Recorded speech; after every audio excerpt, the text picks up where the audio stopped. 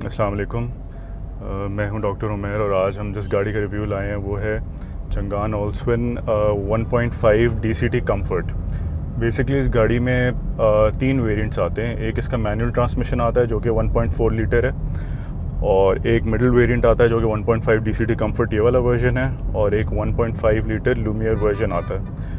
जो इस गाड़ी में और लूमियर में डिफरेंस है वो बेसिकली आपका एक तो मोस्ट इम्पॉर्टेंटली आपका सनरूफ का है, दूसरा आपके पास स्टार्ट स्टॉप फंक्शन होता है। गाड़ी जब आप किसी स्टैंड स्टिल पे होते हैं तो इंजन कट ऑफ हो जाता है फ्यूल सेविंग के लिए। और तीसरा एक जो इम्पॉर्टेंट जो फीचर है वो है टायर प्रेशर मॉनिटरिंग सिस्टम, जो कि इस गाड़ी में नहीं है। ये तीन मेजर डिफरेंसेस हैं इस गाड़ी में। उसके अलावा अगर हम चंगान एज अ कंपनी की बात करें तो चंगान एक चाइनीज़ ब्रांड है जिसे मास्टर मोटर्स पाकिस्तान में लाए हैं। मास्टर मोटर्स ख़ुद एक काफ़ी बड़ी एंटिटी है, उनकी पहले काफ़ी सारी बसेस वगैरह भी चल रही हैं पाकिस्तान में। यूटोंग हो गया, फोटोन की बसेस हैं, ट्रक्स वगैरह हैं। उसके अलावा चंगान की पोर्टफोलियो के अंदर उनकी गाड़ियों में चंगान कारवां है। तो कारवां भी काफ़ी टाइम से यहाँ पे as a competitor to Suzuki बुलान चल रही है और काफ़ी अच्छा उसका रिस्पॉन्स है।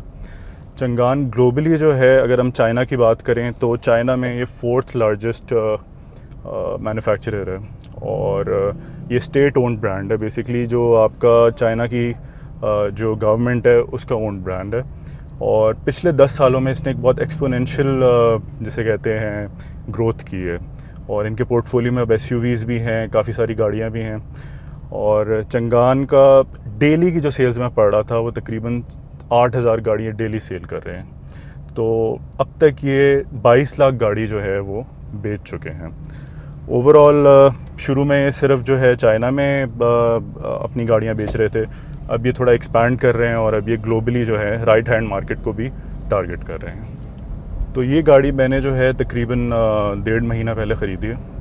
ख़रीदने के पीछे जो मेरा परचेज़ डिसीजन था वो मेरे घर में मेरे पास हैचबैक थी निसान नोट हाइब्रिड। उससे पहले मैं टोयोटा एक्वा हाइब्रिड चला रहा था। तो हैचबैक में थोड़ा सा यूटिलिटी का प्रॉब्लम था, मुझे बूट स्पेस ज़्यादा चाहिए थी, तो इसलिए मैं सेडान पे शिफ्ट होना चाहता था। Initially I wanted to buy Toyota Yaris 1.5 मेरी नीड्स पे पूरी उतरती थी।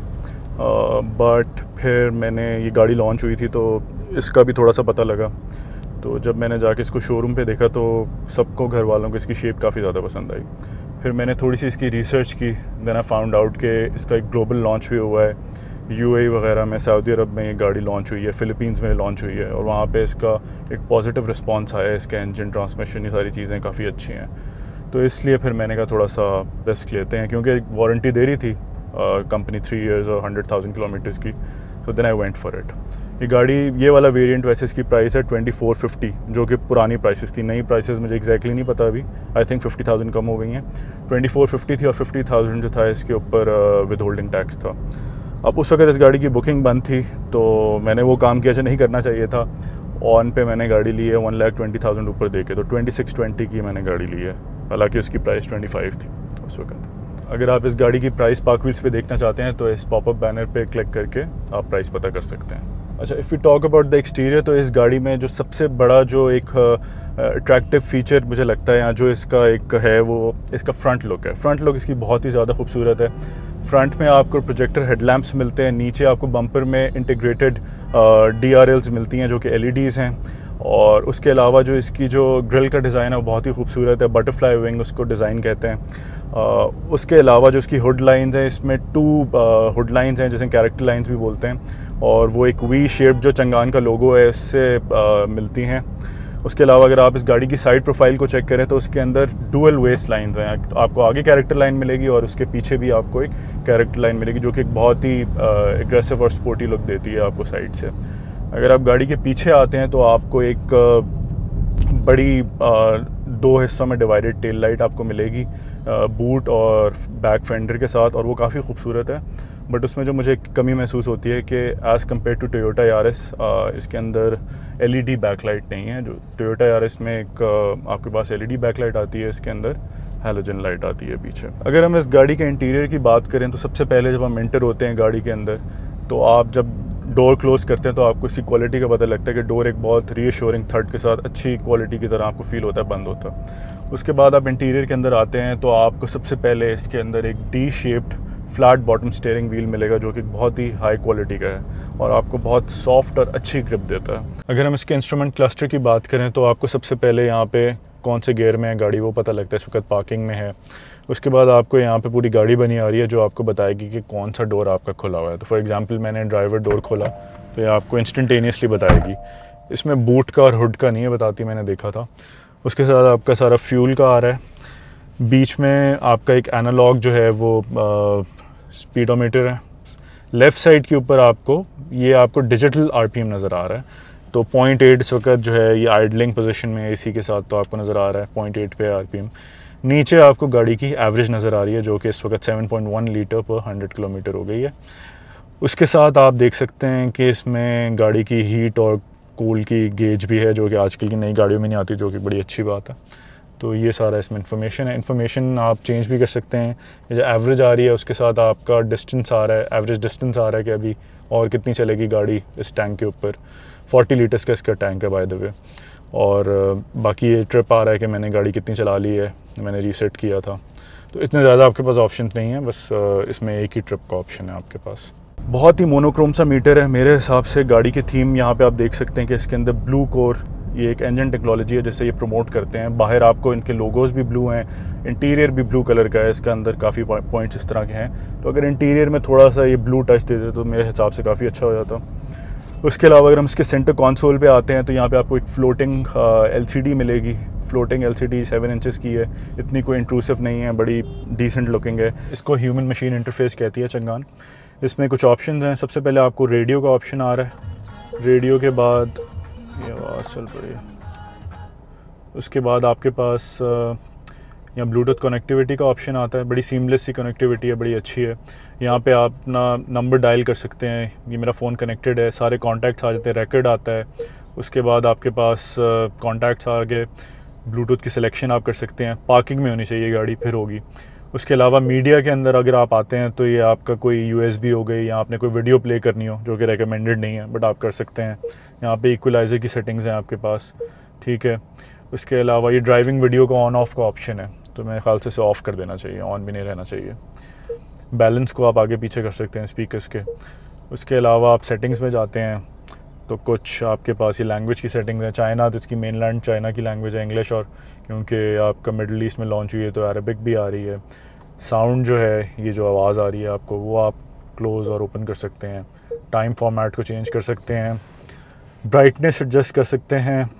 ऑडियो ये हो गया, ऑडियो का आप कर सकते हैं। ये कुछ ह्यूमन मशीन इंटरफेस है जिसमें कुछ थोड़े यूज़फुल फीचर्स हैं। इसके अंदर आपके पास कार सेटअप के अंदर ड्राइविंग ऑटो लॉक है। तो होता ही है, जैसे ही आप डी में डालते हैं, गाड़ी को चलाना शुरू करते हैं, तो 20 किलोमीटर पर आवर के ऊपर गाड़ी आके ऑटोमेटिकली सारे लॉक्स क्लोज़ हो जाते हैं, जो कि एक बड़ा अच्छा सेफ्टी फीचर है। उसके बाद पार्किंग ऑटो अनलॉक, ये भी मैंने ऑन रखा है। जैसे ही मैं गाड़ी को पार्किंग में डालता हूँ तो ऑटोमेटिकली अनलॉक हो जाते हैं गाड़ी। ये 2 लॉक है, ये फ़ीचर मैंने एक्सप्लोर नहीं किया, ये मैं देख लूँगा। उसके अलावा अगर हम लाइट सेट है, लाइट सेट के अंदर आपके पास हेडलैम्प डिले है। तो ये जैसे ही आप गाड़ी को बंद करते हैं तो वही फॉलो मी होम लाइट्स भी बोलते हैं इसको, हेडलैम्प डिले भी बोलते हैं। तो 10 सेकंड्स, 30 सेकंड्स, 60 सेकंड्स, 120 सेकंड आप सेलेक्ट कर सकते हैं। तो आई थिंक 10 सेकंड्स काफ़ी है। उसके अलावा 1 की कम्युनिकेशन है। ये आपका जो इंडिकेटर होता है, आप इसको ऑल द वे नीचे नहीं दबाएं। तो आपने लेन चेंज करनी है तो आप एक दफ़ा क्लिक करेंगे तो ये 3 दफ़ा होगा। अगर आप 5 पे करते हैं तो ये 5 टाइम्स होगा। तो मैंने 3 टाइम्स किया हुआ है लेन चेंजिंग के लिए। जब भी आप मोटरवेज़ के ऊपर, या वैसे भी शहर में भी मेरी आदत है कि मैं ये यूज़ करता हूँ। अगर हम AC की बात करें तो ये बड़ा अच्छा इसका फ़ीचर है, अनलॉक ऑटो वेंटिलेशन। तो इसमें क्या होता है, जैसे ही आप गाड़ी को अनलॉक करते हैं, आप बाहर खड़े हैं तो AC में ऑटो वेंटिलेशन का ऑप्शन है, और यहाँ से जो सारी डर्टी एयर होती है, पॉलन वगैरह होता है, वो सारा इसका वेंटिलेशन फीचर ऑन होता है, बाहर की हवा को अंदर लाता है, फ्रेश एयर अंदर आना शुरू हो जाती है। उसके बाद अनलॉक विंडो वेंटिलेशन, ये अभी फीचर एक्टिवेट कराना है। रिमोट के अंदर ऑप्शन आ जाएगा गाड़ी के, आप गाड़ी के बटन दबा के रखेंगे तो सारी विंडोज़ नीचे आ जाती हैं इसकी, गाड़ी स्टार्ट करने से पहले हीट को निकालने के लिए। और वो ये चंगान वाले 5000 किलोमीटर पे मेरा अपडेट देंगे मुझे। और ये ऑटोमेटिक ड्राइंग ऑफ AC, वो ऐसा है कि अभी AC चल रहा है गाड़ी का, मैंने गाड़ी को बंद किया और मैं बाहर चला गया, तो होता है क्या है कि एसी वाला जो रूम या जो एरिया होता है वो हमेशा थोड़ा सा, जिसे कहते हैं ना, वो ह्यूमिड हो जाता है। तो ये गाड़ी क्या करती है कि अंदर की जो सारी हवा है वो गाड़ी से बाहर निकाल देती है। तो जब गाड़ी के अंदर कोई स्मेल्स होती हैं, कोई चीज़ होती है, वो ह्यूमिडिटी अंदर गाड़ी की नहीं रहती, वो सारी निकल जाती है। तो जब भी आप दोबारा कैबिन के अंदर आते हैं तो एक कोई स्मेल नहीं होगी गाड़ी के अंदर, बड़ी न्यूट्रल सी एक स्मेल होगी गाड़ी के अंदर। तो ये फीचर्स हैं इसके अंदर। बाकी इसके अंदर वॉलपेपर वगैरह आप चेंज कर सकते हैं, बड़ा बेसिक सा। इसके अंदर कोई मिररिंग नहीं है, कोई आपके पास एंड्रॉयड ऑटो या एप्पल कारप्ले का ऑप्शन नहीं है, जो कि मेरे ख्याल में एक ड्रॉबैक है, but otherwise it's a good quality.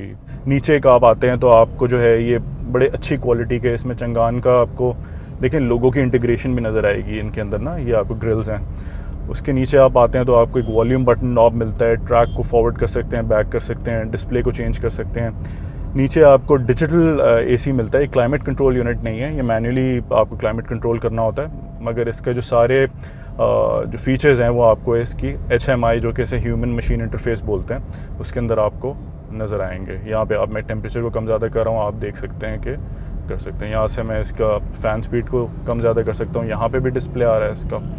तो जब आप इसको प्रेस करते हैं बटन्स को तो आपको पता लगता है बड़ी अच्छी क्वालिटी के ये बटन्स हैं। ऑल्दो ये जो सारा प्लास्टिक है ये हार्ड प्लास्टिक है, मगर जो इसके टच पॉइंट्स हैं वो काफ़ी ज़्यादा अच्छे हैं। अगर आप फील करें, डबल इंडिकेटर का बटन है, बड़ा अच्छा टच की तरह का है, आप इसे फील करते हैं। उसके अलावा जो इसके साइड 2 पॉकेट्स हैं, ऑल्दो ये सारे ऊपर हार्ड प्लास्टिक हैं इस सेगमेंट में, और आप एक्सपेक्ट भी नहीं करते कि सॉफ्ट प्लास्टिक्स हों। नीचे आते हैं, बटन बड़ा अच्छा किया है कि ये जो सारा पैडेड एरिया, ये सारा सिंथेटिक लेदर से इन्होंने पैड किया हुआ है, तो अगर आप अपनी आर्म यहाँ पे रखते हैं तो बड़ा आपको कंफर्टेबल फील होता है। उसके अलावा जो इसके सारे ये जो बटन्स हैं ये बड़े अच्छी क्वालिटी के हैं, अगर आपको फील होता है कि बड़ा आप किसी अच्छी गाड़ी में बैठे हुए हैं। उसके अलावा ये जो इसके ये जो साइड वाला एसी का वेंट है ये बड़ा हाई क्वालिटी का लगता है, ऐसे लगता है जैसे किसी MG HS में है या किसी मर्सिडीज़ का भी इसी तरह का होता है। और इस तरह क्लिक बटन के साथ आप देखते हैं ऑन ऑफ होता है, बड़ा अच्छा इसका आता है।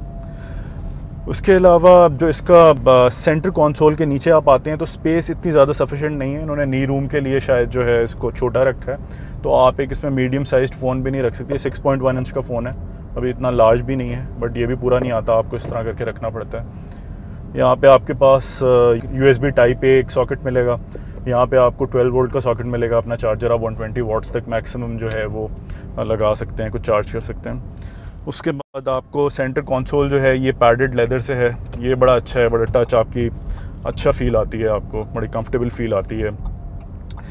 ये वाला जो पार्ट है स्पेसिफिकली मैं मेंशन करना चाहूँगा कि ये आप अगर गौर करें तो ये थोड़ा सा लेफ़्ट पे टिल्टेड है, राइट पे टिल्ट होने के बजाय ये लेफ़्ट पे टिल्टेड है। इसकी हैंड ब्रेक भी पैसेंजर साइड की तरफ है, कप होल्डर्स राइट साइड पे हैं, और इसका जो गियर भी है वो भी दूसरी तरफ टिल्टेड है। तो इससे पता लगता है कि जब इन्होंने गाड़ी को लेफ़्ट हैंड से राइट हैंड पे कन्वर्ट किया था तो इन्होंने ये वाला पार्ट यहाँ तो डिलिबरेटली नहीं किया, यहाँ तो ये भूल गए। ठीक है, मैं ये वर्ड यूज़ करूँगा, क्योंकि इसका जो गियर शिफ्ट है, अगर आपने टोयोटा की गाड़ी देखा हो जिसमें गेट टाइप शिफ्टर होता है, यारिस हो गई, एक्वा हो गई, कोरोला, ऑल्टस हो गई, उसका ड्राइवर की तरफ आता है, ये उल्टा जाता है। तो इसमें आपकी जो मसल मेमोरी है वो इसको अडॉप्ट करने में काफ़ी टाइम लेती है। मुझे अभी भी कई दफ़ा जो है, मैंने कभी आज तक मैनुअल गाड़ी में भी नीचे नहीं देखा, बट इस गाड़ी में यहाँ आके S मोड पे या कहीं गियर फंस जाता है। तो ये चीज़ मुझे इस गाड़ी की बिल्कुल पसंद नहीं आई कि इन्होंने लेफ़्ट हैंड ड्राइव वाला जो है ये राइट हैंड ड्राइव में गाड़ी में दे दिया। ये एक छोटी सी मेरा छोटा सा प्रॉब्लम है जिसे मैं कहता हूँ। ग्लव बॉक्स इतना बड़ा नहीं है, बस ठीक है, कोई ज़्यादा चीज़ें नहीं आती। यहाँ पे आप कुछ 2-4 चीज़ें रख सकते हैं, अपना फ़ोन वगैरह पैसेंजर रख सकता है, कोई केबल्स वगैरह। जो इसकी 2 पॉकेट्स है काफ़ी डीप हैं, वो मुझे बहुत अच्छी लगी, बल्कि ये बड़ी SUV से बड़ी है मेरी।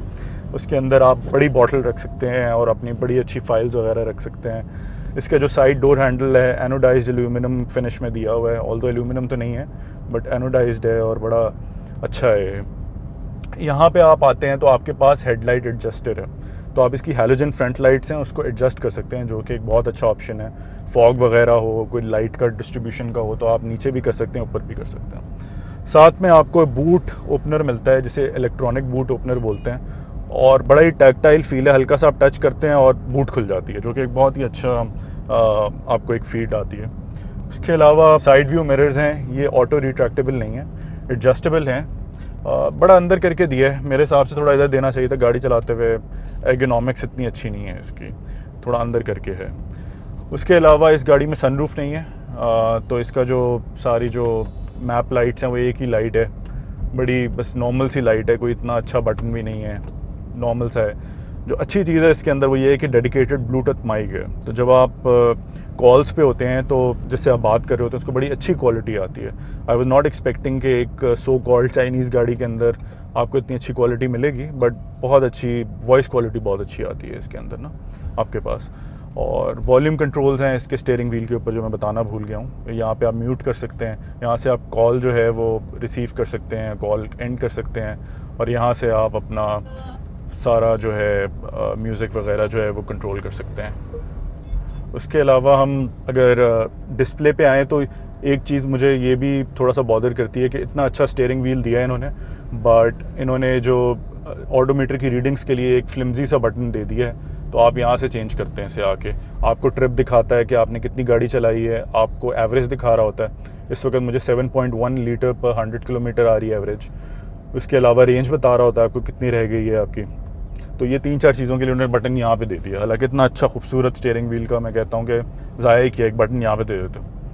तो ये सारी चीज़ें। बाकी इसका जो सनशेड्स हैं ये कोई इतने बड़े नहीं है, सनवाइजर्स जो हैं ये बस ठीक हैं, क्वालिटी ठीक है। इसके अंदर उन्होंने मिरर नहीं दिया, ये बड़ी अजीब सी बात है। टिकट होल्डर है इसके अंदर, यहाँ पे आप अपना डॉक्यूमेंट छोटा रख सकते हैं, कार्ड रख सकते हैं। इसके अंदर नहीं है, बस एक एयरबैग की वार्निंग है। यहाँ पे लाजमी होना चाहिए क्योंकि आपके साथ पैसेंजर साइड पे आपके मिरर की मेरे हिसाब से बहुत ज़रूरत होती है। अच्छा, दूसरा एक डिफरेंस एक और मैं बताना भूल गया, वो इस गाड़ी के अंदर जो top of the line variants, इसका स्टीयरिंग व्हील थोड़ा सा डिफरेंट है। यहाँ आपको पियानो ब्लैक नज़र आ रहा है और वहाँ उसके अंदर सिल्वर ट्रिम होता है, वहाँ पे क्रूज़ कंट्रोल होता है उसके अंदर। उस गाड़ी के अंदर जो सबसे मेजर डिफरेंस है in other than sunroof and start stop system, that is cruise control. तो इस गाड़ी में क्रूज़ कंट्रोल नहीं है। उस वाली गाड़ी का जो वॉल्यूम अप एंड डाउन वो दूसरा थोड़ा जॉयस्टिक स्टाइल है जैसे आजकल आ रहा है, इसका बटन स्टाइल है। अगर हम गाड़ी की कंफर्ट की बात करें तो ये सबसे बड़ा मेरे लिए एक सरप्राइज़ था। एटलीस्ट एज अ ड्राइवर मैं गाड़ी चलाऊं तो इसकी कंफर्ट जो है वो काफ़ी अच्छी है। ये अपने 1000-1500 किलोमीटर के बाद गाड़ी ब्रेक इन पीरियड के बाद थोड़ी और ज़्यादा स्मूथ होती है, और इसकी जो सस्पेंशन है वो बहुत ज़्यादा अच्छी है मेरे हिसाब से। टोयोटा यारिस से ज़्यादा अच्छी सस्पेंशन है इसकी।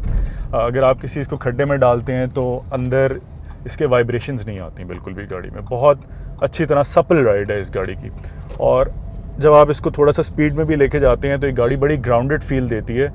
ये मुझे रिमाइंड कराती है जैसे थोड़ी सी पुरानी गाड़ियाँ होती थी, मित्सुबिशी लैंसर सुपर सलून एक आती थी 94-95 मॉडल, उस तरह की एक प्लांटेड फील देती है रोड के ऊपर, वॉबली फील नहीं देती। तो गाड़ी चलाने में बहुत मज़ा आता है इसको। इसकी कंफर्ट काफ़ी ज़्यादा अच्छी है। बट जो बैक पैसेंजर्स हैं उनके लिए थोड़ी सी क्रैम्ड है, इसमें जो लेग रूम है वो थोड़ा सा कम है। इस चीज़ में कंफर्ट थोड़ी सी रेयर पैसेंजर्स के लिए शायद इतनी अच्छी ना हो, बट अदरवाइज़ गाड़ी की जो राइड क्वालिटी है वो बहुत अच्छी है। अपनी प्राइस रेंज के अंदर it is one of the best. और इस गाड़ी की राइड क्वालिटी तो बहुत अच्छी है। लो स्पीड्स के अंदर इसकी आइसोलेशन काफ़ी हद तक डिसेंट है, मगर जब आप इसको हाई स्पीड पे लेके जाते हैं मोटरवेज पे 100 या 120 पे, तो इसके जो NVH लेवल्स हैं, नॉइज़ वाइब्रेशन हार्शनेस, उसमें जो इसकी नॉइज़ है, थोड़ी सी जो विंड नॉइज़ है वो आपको यहाँ से ए पिलर से थोड़ी सी इंट्रूसिव अंदर आती हुई नज़र आती है। फील होता है आपको कि थोड़ी सी एयर आ रही है, जो कि इस सेगमेंट में अगेन ये मैं आपको बता दूं कि कैटेगरी बी की सब कॉम्पैक्ट सेडान है। तो सेगमेंट बी के अंदर आपको कोई इतनी ज़्यादा हाई क्वालिटी की इंसुलेशन नहीं मिलती वैसे भी, तो इसको हम बीच में मैं रेट करूँगा। मैंने यारिस चलाई है और यारिस की थोड़ी सी इससे बेहतर है। 120 के ऊपर आप जा रहे हैं तो उसमें विंड नॉइज़ कम आती है, मगर होंडा सिटी से इसकी बहुत ज़्यादा बेहतर है। आप इस गाड़ी को मैन्युअली AC को कंट्रोल कर सकते हैं, मैंने आपको पहले बताया। क्लाइमेट कंट्रोल इसका यहाँ से है, यहाँ से फ़ैन की स्पीड है।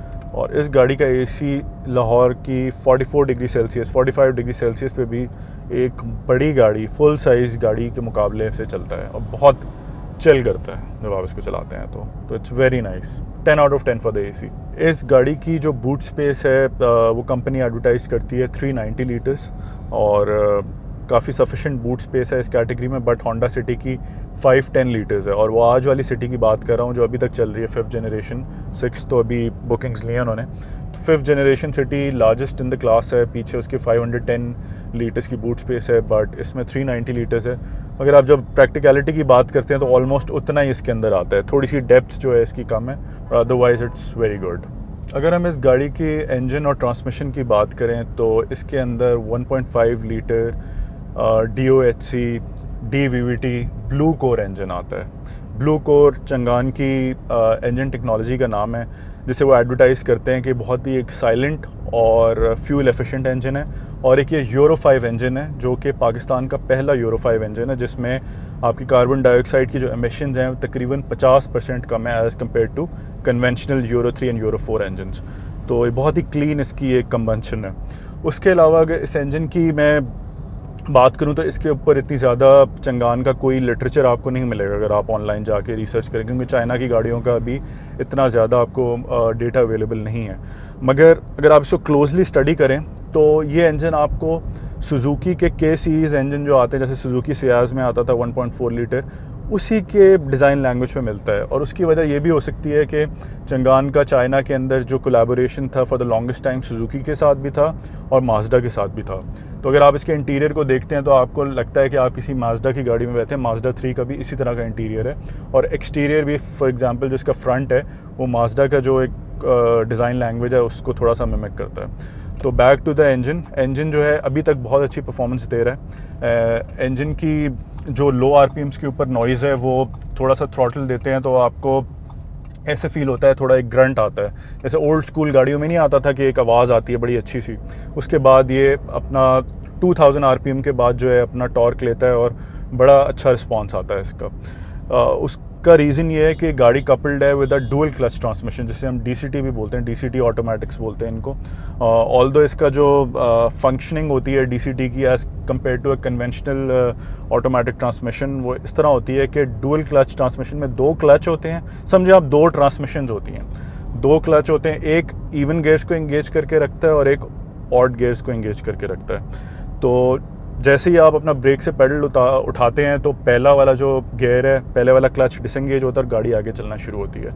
और फिर जैसे ही जो है आप थ्रॉटल देके जब स्पीड बढ़ती है तो इवन गियर वाला फटाफट वो इंगेज हो जाता है, तो उसकी स्पीड बहुत ज़्यादा होती है। तो ये बिल्कुल मैनुअल ट्रांसमिशन की तरह होता है, मगर आप सोचें कि एक बंदा दोनों हाथों से अपने गियर लगा रहा है और 2 क्लचेस को इंगेज किया हुआ है। तो बेसिकली ये मैकाट्रॉनिक डिवाइस होती है जो कि दोनों गियर्स को कंट्रोल कर रही होती है। अब इसके एडवांटेजेस पे आ जाते हैं कि कॉम्प्लेक्स ट्रांसमिशन इस गाड़ी में क्यों है। इस सेगमेंट की गाड़ी में ये फर्स्ट है। हमेशा ये महंगी गाड़ियों के अंदर आता था। फॉर एग्जांपल पहले तो ये निसान GTR 35 का सबको पता है, एक लेजेंड है गॉडजिला, उसके अंदर आता था सबसे पहले। उसके बाद थोड़ा सा हाई एंड गाड़ियों में आना शुरू हुआ, BMWs Audis ने यूज़ करना शुरू किया। उसके बाद होंडा की वेजल वगैरह में यहाँ पे हाइब्रिड आए, मगर वो एक ड्राई टाइप था, ये वेट टाइप है जो कि थोड़ा सा एक न्यूअर टेक्नोलॉजी है। DCTs में हमेशा थोड़े से प्रॉब्लम्स रहे हैं कि DCT फेलियर्स बहुत ज़्यादा हुए हैं। उसकी वजह ये है कि थोड़ी सी ये ट्रांसमिशन कॉम्प्लिकेटेड है और इसको समझना बहुत ज़रूरी है। बट ये वाली जो ट्रांसमिशन है ये वेट टाइप है और वेट टाइप बहुत ज़्यादा बेहतर है as compare to dry type. इसके अंदर एक प्रिकॉशन रखना है बहुत ज़रूरी है सबको कि कभी भी इस गाड़ी को बहुत रश में बार बार आप आइडल करते बम्पर टू बम्पर में एक्सेलरेटर पेडल, एक्सेलरेटर ब्रेक फ़ौरन ना दबाएं। इस तरह क्लच जो है वो हीट अप कर जाता है। इसी तरह अगर आप किसी स्लोप के ऊपर जा रहे हैं, फॉर एग्जांपल हम मरी जा रहे हैं, कहीं जा रहे हैं, तो कभी भी गाड़ी को थ्रॉटल छोड़ के स्लोप के ऊपर ना छोड़ें। जैसे आप किसी भी ऑटोमेटिक गाड़ी में छोड़ते हैं तो वो रह जाती है। हमेशा ब्रेक को प्रेस करके रखें, ठीक है, अदरवाइज़ इसका क्लच इंगेज रहेगा, वो हीट अप होके क्लच जो है वो बर्न भी हो सकता है। तो ये एक थोड़ा सा है मसला कहूँ या तरीक़ेकार जो आपको करना पड़ेगा, क्योंकि इस गाड़ी के अंदर कन्वेंशनल मैनुअल हैंड ब्रेक है।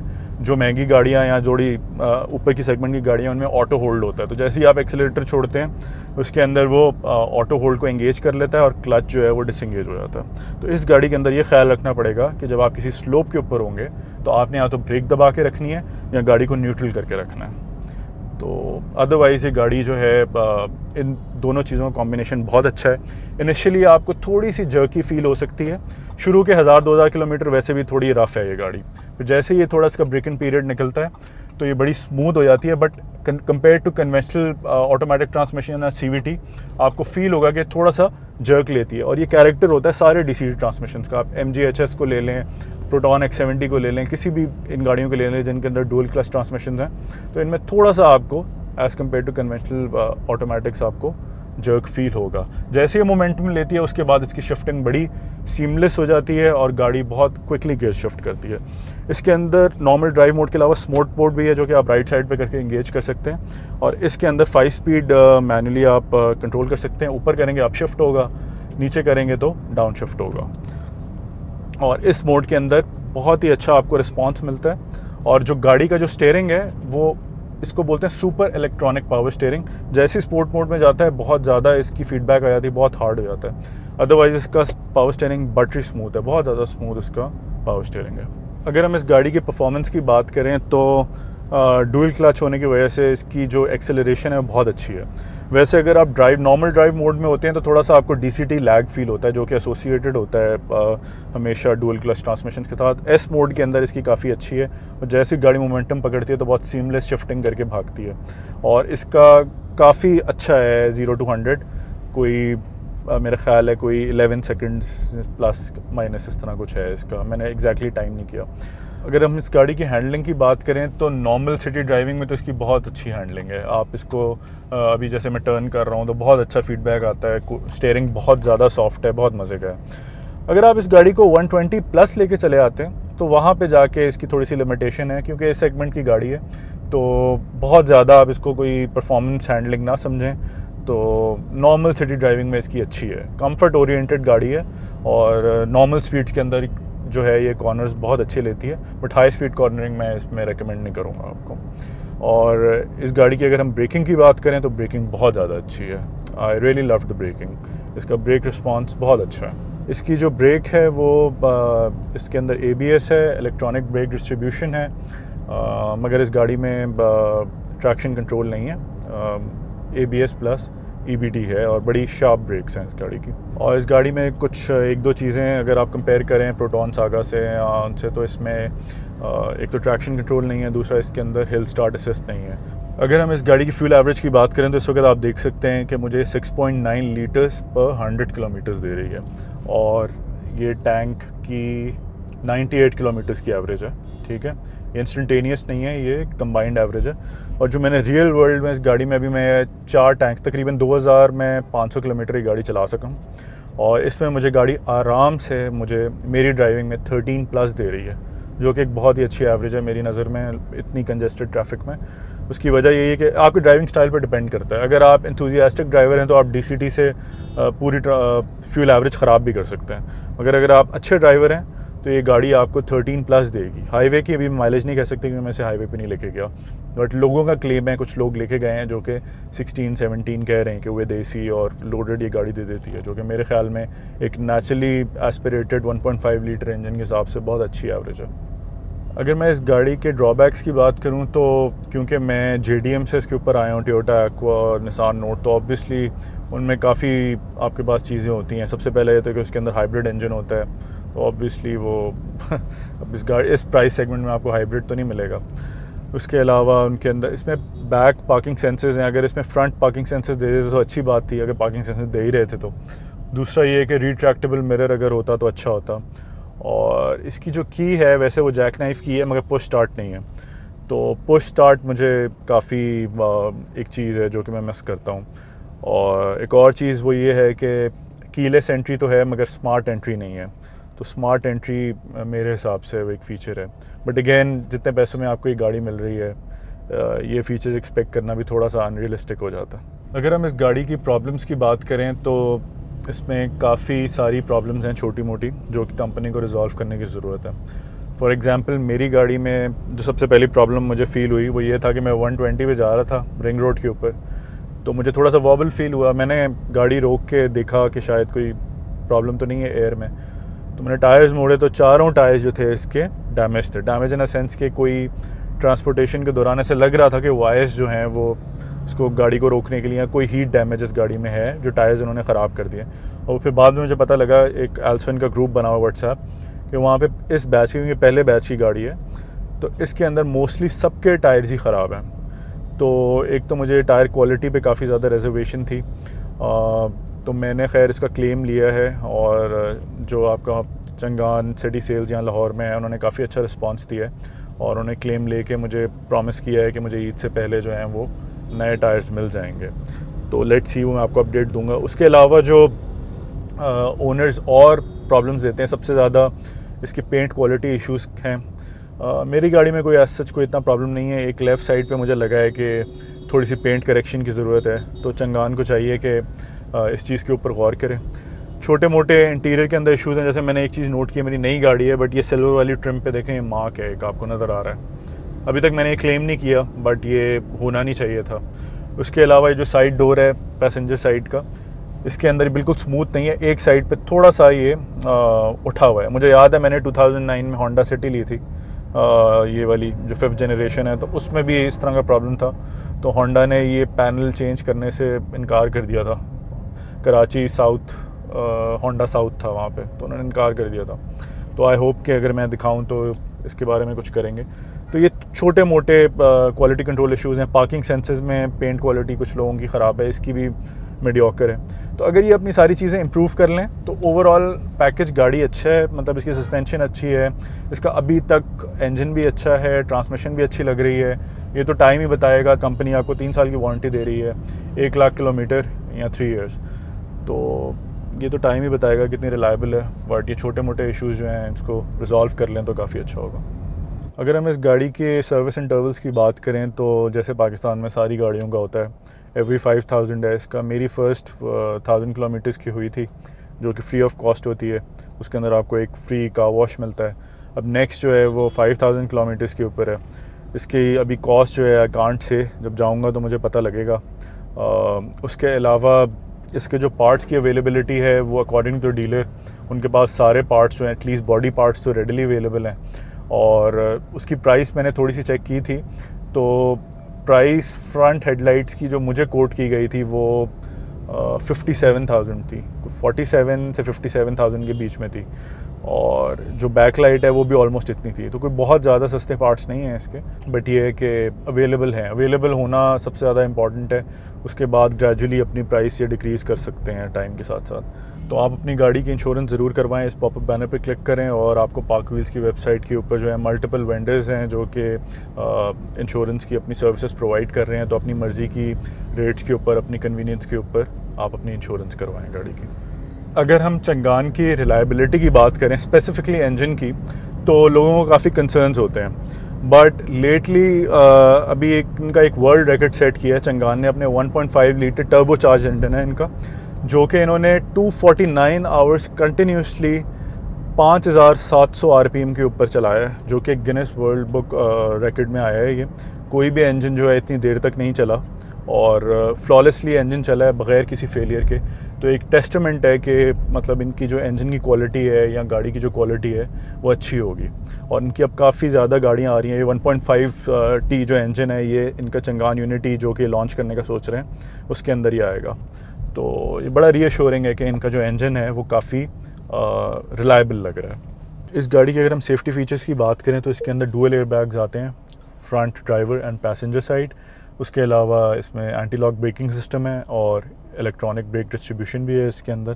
तो ये इसके सारे सेफ्टी फीचर्स हैं। बाकी आपको आइसोफिक्स चाइल्ड एंकर्स भी मिलेंगे आपने अगर न्यू बॉर्न या इन्फेंट्स को कैरी करना है, तो एक अच्छा सेफ्टी फीचर है वो। अगर मैं इस गाड़ी की रीसेल के बारे में बात करूँ तो जैसे ही कोई पाकिस्तान में नई गाड़ी लॉन्च होती है तो फ़ौरन से उसके ऊपर ऑन चढ़ जाता है। और इसका जो top of the line variant है उस पर इस वक्त तकरीबन 2 लाख ऑन है, और इस गाड़ी पे भी 1.25 लाख से लेकर 1.5 लाख तक ऑन है। और नई गाड़ी तो फ़ौरन के फ़ौरन बिक रही है। But resale, actual resale determine होती है कि गाड़ी 6 महीने साल बाद कितनी वैल्यू देती है।